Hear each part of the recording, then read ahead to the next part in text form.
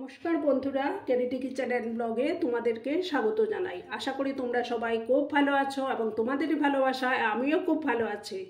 আজকে আমি তোমাদের সঙ্গে ট্যাংরা মাছের তেল ঝালের একটা রেসিপি শেয়ার করব। আশা করি তোমাদের খুবই ভালো লাগবে। তাহলে দেখতে থাকো আমি কিভাবে সেটা তৈরি করি। এখানে দেখো আমি ট্যাংরা মাছ ধুয়ে নুন হলুদ মাখিয়ে রেখেছি। এবার আমি গ্যাসটা জ্বালিয়ে দেবো।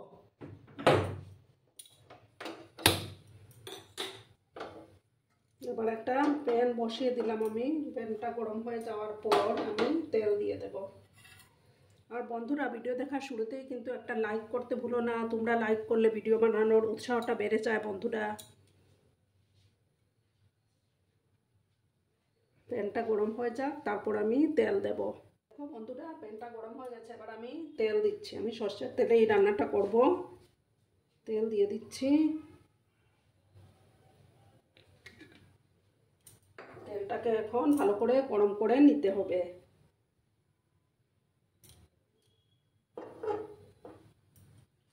পুরনো বন্ধুরা তো আমার পাশেই আছো। নতুন বন্ধু যারা এখন অবধি আমার চ্যানেলটিকে সাবস্ক্রাইব করোনি, তারা পাশে থাকা বেল আইকনটি প্রেস করে রাখবে, যাতে আমার ভিডিও ছাড়ার সাথে সাথে নোটিফিকেশন তোমাদের কাছে পৌঁছে যায়।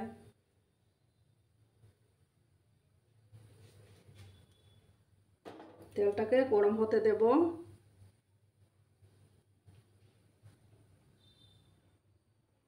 এবার আমি মাছগুলো দিয়ে দিচ্ছি।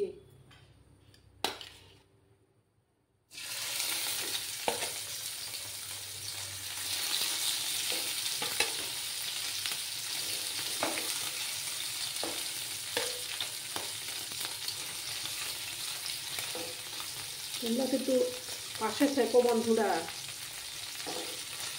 ভিডিওটি সম্পূর্ণ দেখার জন্য অনুরোধ রইল তোমাদের কাছে।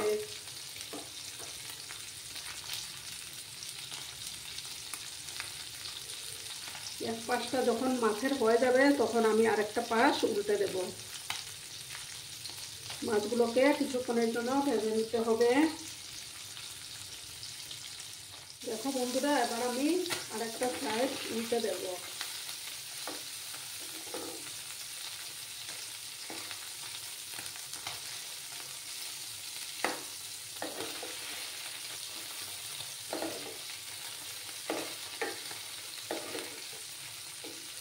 ভালো করে উল্টে পাল্টে আমি ফ্রাই করে নেব।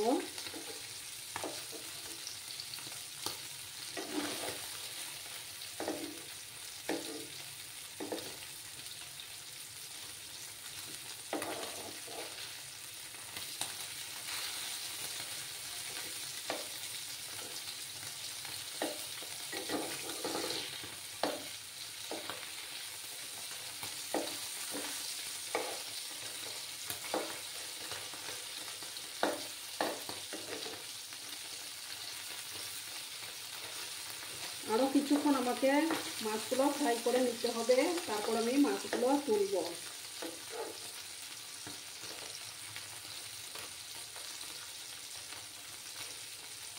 আরও কিছুক্ষণ ফ্রাই করে নেব। দেখো বন্ধুরা, আমার মাছগুলো ফ্রাই হয়ে গেছে। এবার আমি মাছগুলোকে তুলে নিচ্ছি। সব মাছগুলো তুলে নেব। সব মাছগুলো তুলে নিয়েছি। এবার আমি ওটাতে আর একটু তেল দেব।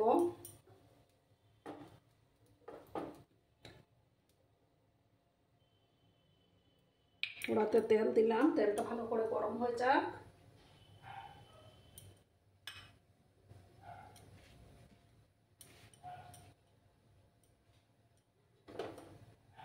আর এখানে দেখো আমি একটা মিডিয়াম সাইজের পেঁয়াজ কেটে রেখেছিলাম। এবার সেই পেঁয়াজ কুচিগুলো দিয়ে দিচ্ছি।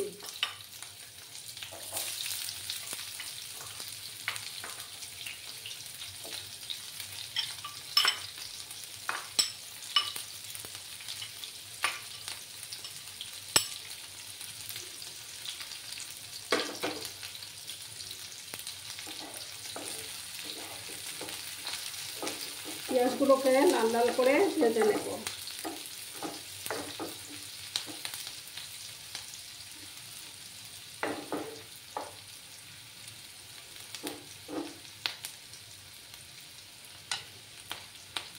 আর আর এখানে দেখো আমি 1 স্পুনের মতো আদা রসুনের পেস্ট সেটাও দিয়ে দিচ্ছি, একসঙ্গে ফ্রাই করে নেব।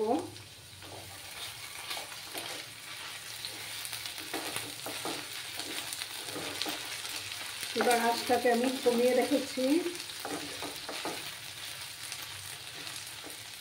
আদা আর রসুনের কাঁচা গন্ধটা না যাওয়া অবধি একটু ফ্রাই করে নেব। দেখো বন্ধুরা, আমার পেঁয়াজগুলো ফ্রাই হয়ে গেছে। এবার আমি একটা টমেটো দিয়ে দিচ্ছি।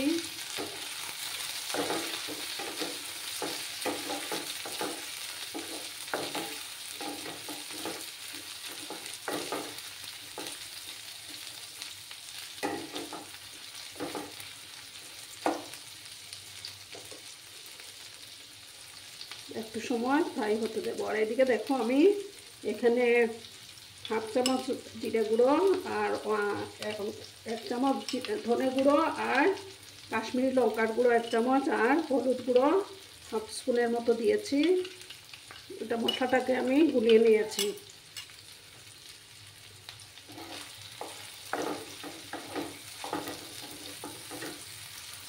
এবার আমি মশলাটা দিয়ে দিচ্ছি, দিয়ে ভালো করে কষিয়ে নেব।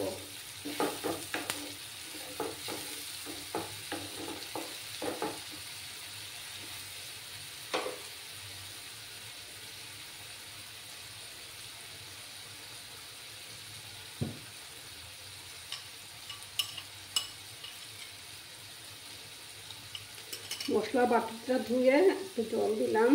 এবার পরিমাণ মতো নুন দিয়ে দেব।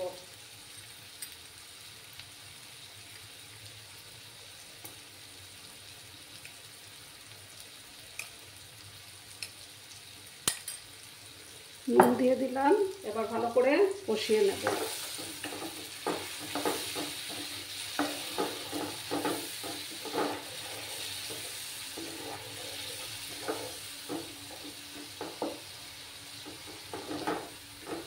তারপর দেবো 2টো চেরা কাঁচা লঙ্কা দিয়ে দিচ্ছি। দিয়ে কিছুক্ষণ ভালো করে মশলাটাকে কষিয়ে নেব, ততক্ষণে টমেটোটাও সফট হয়ে যাবে।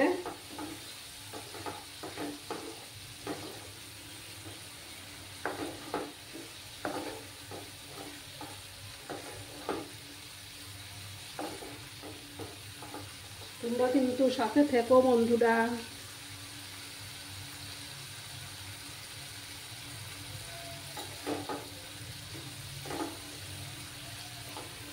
আমি জানি আমার বন্ধুরা আমার সাথে আছো। কিছুক্ষণ এইভাবে মশলাটাকে কষিয়ে নেব। যত কষাবে তত রান্নার টেস্টটা বেড়ে যাবে।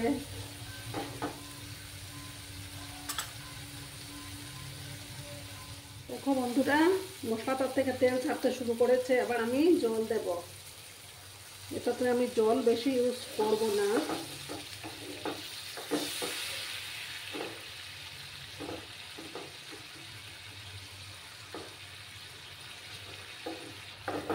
তোমরা তোমাদের প্রয়োজন মতো জলটা দেবে। সামান্য একটু দিলাম।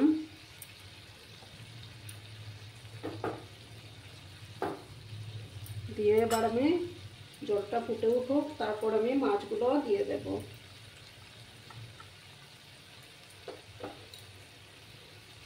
জলটা ফুটে উঠেছে, এবার আমি মাছগুলো দিয়ে দিচ্ছি।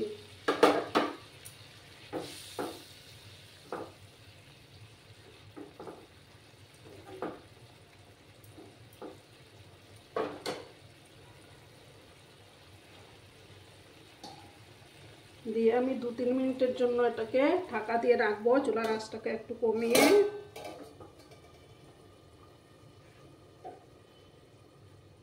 2-3 মিনিট পরে আমি ফিরে আসছি। বন্ধুরা, আমি সার্ভ করে দিয়েছি। কেমন হয়েছে অবশ্যই কমেন্ট করে বলো। কিন্তু তোমাদের এই মিষ্টি মিষ্টি কমেন্টগুলো পড়তে আমার দারুণ লাগে। আর এতক্ষণ ধরে আমার ভিডিওটার সাথেও পাশে থাকার জন্য তোমাদেরকে আবারও জানাই অনেক অনেক ভালোবাসা এবং ধন্যবাদ। তোমরা সবাই খুব ভালো থেকো, সুস্থ থেকো, আনন্দে থেকো। ধন্যবাদ।